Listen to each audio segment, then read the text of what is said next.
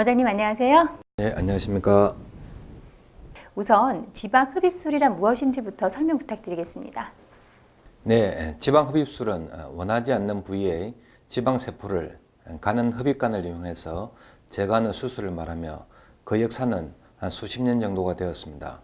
약 한 20년 전에 미국의 피부과 의사가 개발한 튜메센터 마취로 인하여 지방 흡입술은 전신 마취가 없이 효과적으로 시술이 가능하게 되었습니다. 네, 지방 흡입술에도 많은 종류가 있다고 알고 있는데요. 어떤 종류들이 있는지 자세한 설명 부탁드릴게요. 예, 지방 흡입술도 여러 가지 종류의 시술 방법들이 있습니다.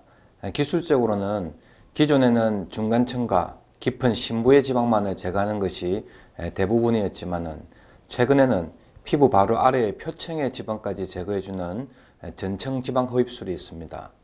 시술기구는 전통적인 흡입관을 이용하여 흡입해내는 방법에서부터 시작해서 흡입관의 진동을 이용해 지방을 쉽게 제거해주는 파워 지방 흡입술, 부드러우면서도 강력한 물 분사로 주위의 혈관과 신경에는 손상을 주지 않고 지방세포만을 선별적으로 분리함과 동시에 지방세포를 흡입해내는 워터젯 지방 흡입술, 그리고 마취가 된 상태의 지방층에 지방을 분해 액화시키는 레이저를 조사하여 녹은 지방을 부드럽게 흡입해내는 레이저 지방 흡입술 등이 있습니다.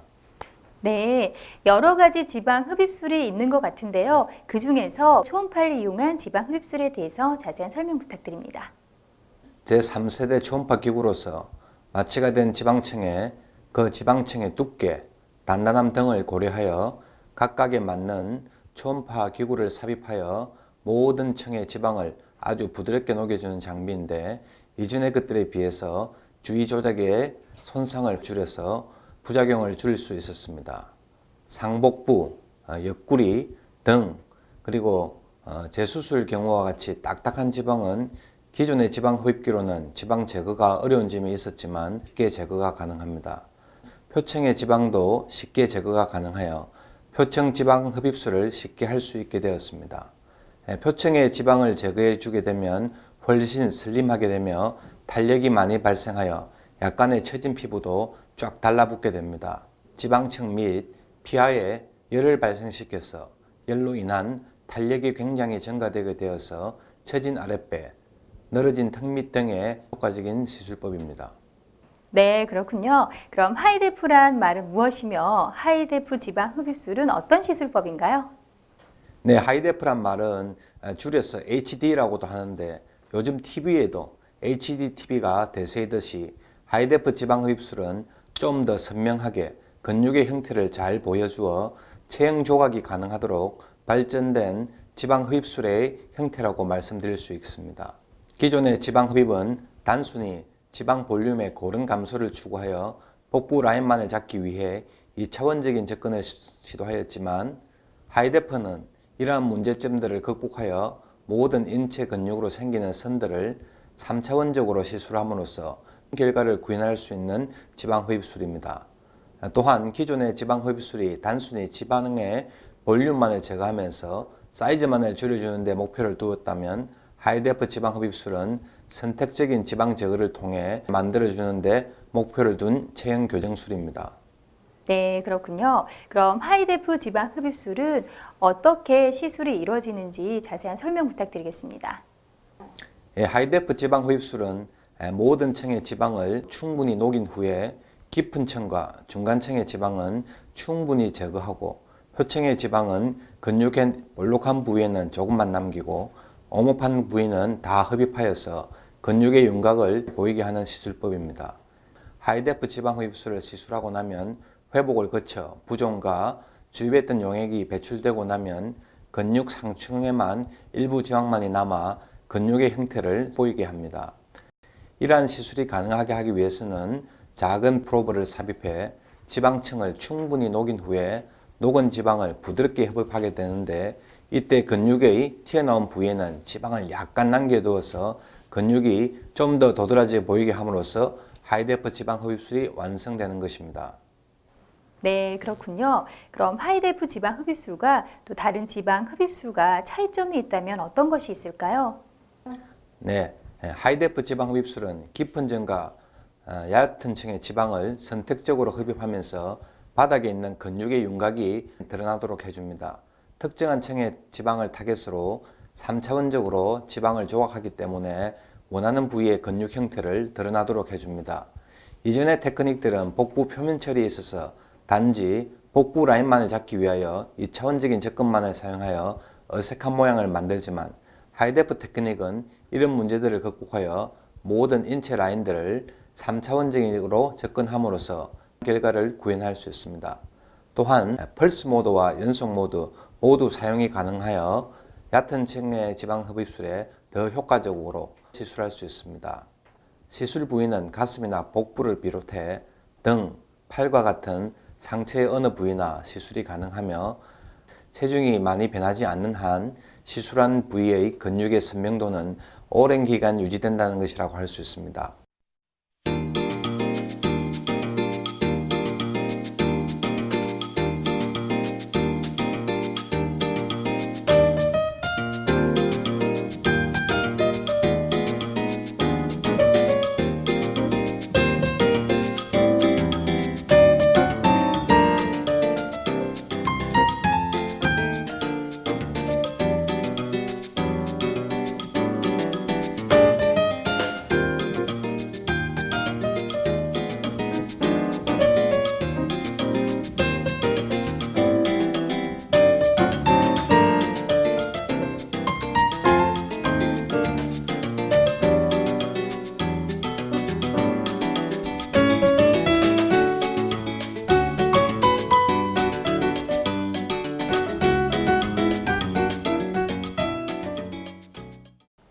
네, 그렇군요. 지금까지 하이데프 지방 흡입술에 대해서 자세히 알아봤습니다. 그럼 지방 이식술에는 어떤 시술법이 있는지 설명 부탁드릴게요. 네, 지방 흡입술이 필요 없는 지방을 없애는 시술이라면 지방 이식술은 필요 없는 지방 부위를 빈약한 부위에 주입하는 시술법이라 할 수 있습니다. 지방 이식술에는 미세자가 지방 이식, 전청 지방 이식, 파미 지방 이식 등 여러 다양한 시술법이 있지만은 최근 PRP, 일명 피주사라 불리는 자가혈 피부 재생술을 이용한 PRP 지방 이식술과 흡입한 지방 조직 중에서 줄기세포를 추출해서 지방과 섞어 이식해주는 줄기세포 추가 지방 이식술이 시술되고 있습니다.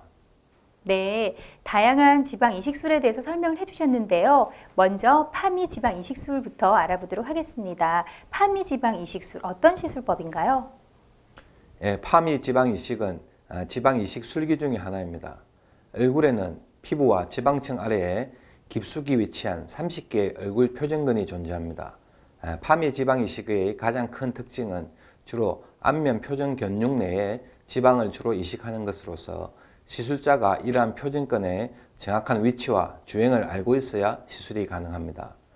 기존의 미세자가 지방 이식술은 주로 혈류 분포가 적은 지방층에 주로 이 지방을 이식하는데 이런 경우에는 생존율이 낮아서 2번 내지 3번의 시술이 필요하며 지방 이식받은 티가 많이 나서 부자연스러운 결과를 보이는 경우가 많습니다. 파미 지방 이식술은 본인의 표정근을 따라서 볼륨이 증가하기 때문에 자연스러운 결과를 얻을 수 있는 시술법입니다. 네, 그렇군요. 그럼 다음으로 PRP 지방 이식술은 어떤 원리로 시술이 이루어지나요? 우리 몸에 피에 존재하는 혈소판이라는 성분이 있습니다. 피를 뽑아서 혈소판이 많이 들어있는 혈장 성분, 즉 PRP를 추출한 후에 혈소판을 자극하는 약물을 첨가하게 되면 혈소판에서 많은 종류의 성장인자들을 분비하게 됩니다. 이러한 성장인자들을 흡입된 지방과 섞어서 이식해주게 되면 지방의 초기 생착률이 증가되게 되는 장점이 있어서 요즘 지방 이식 시 기본적으로 사용하고 있습니다.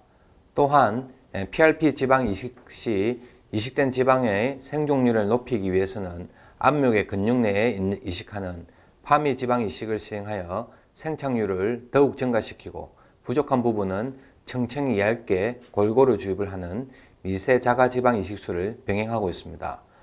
또한 생착률을 더욱 증가시키고 장기간 유지하기 위해서 PRP 지방 이식, 줄기세포 지방 이식술을 병행하여 개개인의 적절한 시술을 시행하여서 자연스럽고 효과적인 시술 결과를 얻을 수 있습니다. 네, 그렇군요. 그럼 지방 이식술 중에서 마지막으로 줄기세포 추가 지방 이식술은 무엇인지 설명 부탁드리겠습니다. 네, 흡입을 한 지방에는 흡입되는 동안 줄기세포가 많이 소실되게 되는데, 줄기세포는 초기 지방 생착률을 증가시킬 뿐만 아니라 오랫동안 지방을 유지하고 재생하는 데 많은 도움을 줍니다.